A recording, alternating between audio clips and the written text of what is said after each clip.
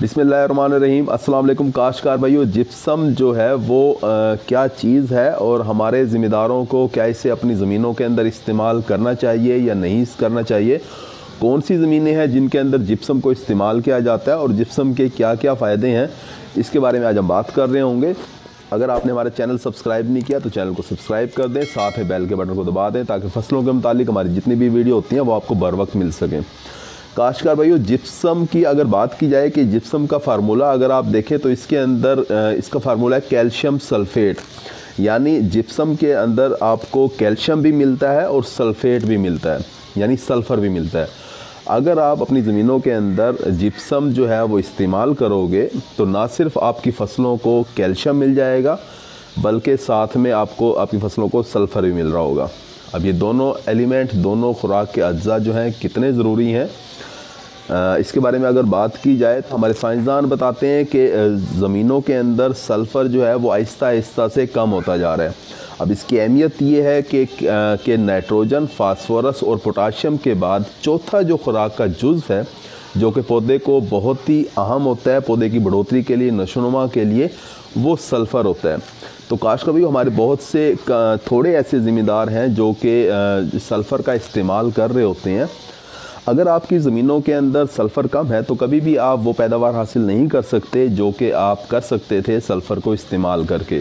काश्तकार भाई, अगर आप अपनी ज़मीनों के अंदर जिप्सम का इस्तेमाल करोगे तो आप अपनी फसलों को कैल्शियम के साथ साथ सल्फ़र भी दे रहे होंगे। और कैल्शियम जो है वो पौधे के लिए इसलिए ज़रूरी है कि जितने भी खुराक के अज्जा जो कि ज़मीनों के अंदर पाए जाते हैं वो सारे के सारे उठाने के अंदर कैल्शियम पौधे की मदद करता है। पौधा जो है वो कैल्शियम की मदद से ही उन खुराक के अज्जा को, जिंक, बोरान वगैरह जितने भी हैं, उन्हें उठाने के काबिल होता है कैल्शियम की मदद से।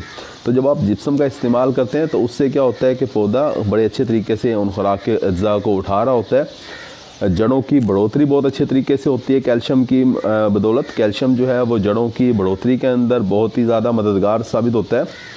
तो इस तरीके से जो है, इसके अलावा सबसे बड़ा जो जिप्सम का फ़ायदा है वो ये है कि अगर आपकी ज़मीनें कलराठी हैं, अगर आपकी ज़मीनों के अंदर नमकियात ज़्यादा हैं, ख़ास तौर पे जो काले कलर वाली ज़मीनें हैं जिनके अंदर सोडियम ज़्यादा होता है, अगर आपकी ज़मीनों के अंदर सोडियम ज़्यादा है तो आप जिप्सम का इस्तेमाल करके सोडियम को ज़ेरे ज़मीन जड़ों से नीचे कर सकते हैं। यानी कि आप अपनी ज़मीनों को ठीक कर सकते हैं और पौधों की बड़े अच्छे तरीके से नशोनुमा करवा सकते हैं। कलराठी ज़मीनों के अंदर सबसे बड़ा मसला ये होता है कि पौधा ज़मीन से पानी को उठा नहीं सकता। पौधे के अंदर ये सलाहियत नहीं होती कि वो ज़मीन से पानी को उठाए, क्योंकि नमकियात ज़्यादा होते हैं। नमकियात की ये कोशिश होती है कि पानी उनके पास रहे और पौधा जो है वो पानी अपनी तरफ खींच रहा होता है। तो एक जंग लगी होती है कलराठे रकमों के अंदर और ये जंग जो है वो नमकियात ही जीत जाते हैं, पौधा हार जाता है, पौधा मर जाता है। कलराठे रकमों में जब आप बीज की बिजाई करते हैं तो या तो उगाव ही नहीं होता और अगर उगाव हो भी जाए तो पौधा जो है वो पानी नहीं उठा पाता। पानी नहीं उठाता तो हम जानते हैं कि जितने भी खुराक के अज्जा होते हैं ये पानी के साथ, जड़ों के साथ ही पौधे को मिलते हैं। तो जब आपकी ज़मीनों के अंदर पौधा जो लगा हुआ है वो पानी नहीं उठा रहा तो आपकी ज़मीन के अंदर जितने भी खुराक के अज्जा हैं वो सारे के सारे ज़मीन में ही पड़े रह जाते हैं। आप ऊपर से भी खाद, DAP, यूरिया वगैरह जो भी आप खाद डालोगे वो भी पौधा उठा नहीं पाएगा।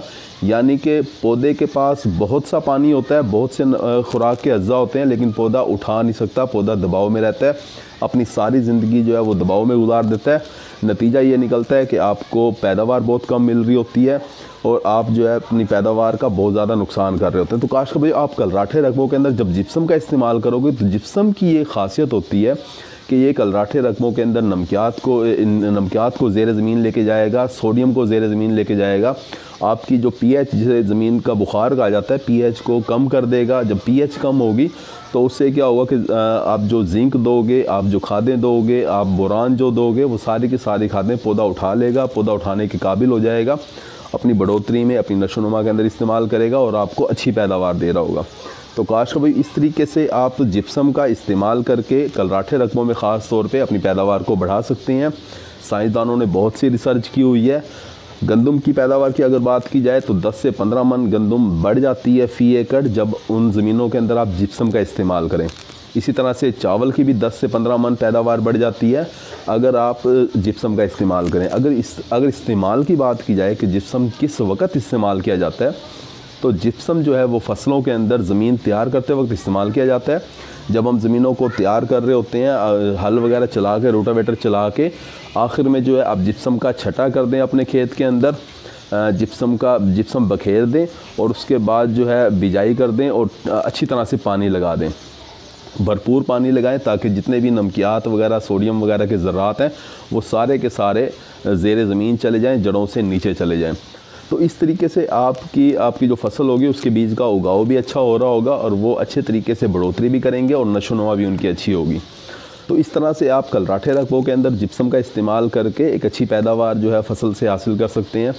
काश्तकार भाई, इसी तरह से अगर आपकी पक्की ज़मीन है बहुत ज़्यादा, जिसके अंदर पानी काफ़ी देर तक खड़ा रहता है, थोड़ा सा भी आप पानी लगाएं तो 2-2, 4-4 दिन तक वो खुश्क नहीं होता, पानी ऊपर ही खड़ा रहता है, तो ऐसी ज़मीनों के अंदर भी अगर आप जिप्सम का इस्तेमाल करोगे, ज़मीन आपकी नरम हो जाएगी और उसके अंदर पौधों की बढ़ोतरी भी बड़े अच्छे तरीके से हो रही होगी।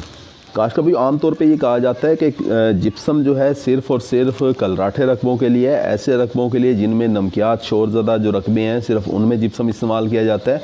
तो ऐसा बिल्कुल नहीं है। अगर आपकी ज़मीनें बिल्कुल ठीक हैं, कोई मसला नहीं है, नॉर्मल ज़मीनें आपकी, नॉर्मल रकबा है आपका, तब भी अगर आप जिप्सम इस्तेमाल करोगे तो आप अपनी पैदावार बढ़ा लोगे, क्योंकि जिप्सम के अंदर कैल्शियम है, सल्फ़र है, आपके ज़मीन के बुखार को कम कर रहा होगा, आपकी ज़मीन के अंदर जो है वो एफिशिएंसी को बढ़ा रहा होगा, जड़ों को मजबूत कर रहा होगा, जड़ों को लंबा कर रहा होगा। काश्तकार भाई, अगर मिकदार की बात की जाए कि कितनी मिकदार के अंदर जिप्सम इस्तेमाल करना है, तो अगर आपकी ज़्यादा शोरज़दा रकबा है आपका तो फिर आप 50 बोरी फ़ी एकड़ के हिसाब से इस्तेमाल करोगे तो आप अपने रकबे को भी किसी हद तक ठीक कर लोगे और आप पैदावार भी बढ़ा रहे होंगे।